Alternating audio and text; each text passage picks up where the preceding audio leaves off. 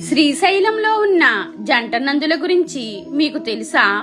మహాశివుడి భక్తుడైన ఒక శిల్పి తన నైపుణ్యంతో కేవలం 40 రోజుల్లోనే 2 అద్భుతమైన నందులను చెక్కాడు.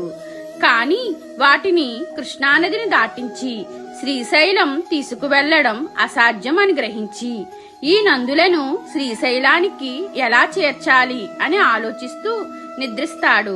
కాని ఆ రోజు రాత్రి మహాశివుడు ఆ శిల్పి కలలోకి వచ్చి, నీ శ్రమ వృధా అవ్వదు, ఈ తాళ్లని నందులకు కట్టి వెనక్కి తిరిగి చూడకుండా శ్రీశైలానికి వెళ్ళు అన్నారు. అప్పుడు ఆ శిల్పి ఉలిక్కిపడి లెగుస్తాడు. ఎదురుగా 2 తాళ్లు ఉన్నాయి. అవి చూసి ఆ మహాదేవుడే కలలో చెప్పింది నిజమని అనుకుని సంతోషంతో ఆ తాళ్లని నందులకు కట్టి శ్రీశైల ప్రయాణం మొదలు పెడతాడు. 1 రోజు తర్వాత పాతాళగంగకి చేరుకున్నాడు.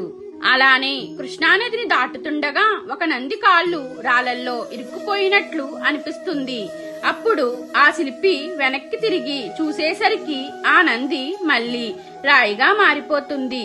దీంతో ఇంకేం చేయలేక ఆ నందిని అక్కడే విడిచిపెట్టి ఇంకో నందిని శ్రీశైలానికి తీసుకువెళ్లాడు. అలా తీసుకువెళ్లిన నందిని మనం ఇప్పుడు శ్రీశైలంలో దర్శిస్తున్నాం. మీకు ఈ వీడియో నచ్చినట్లయితే ఓం నమః శివాయ అని కామెంట్ చేయండి.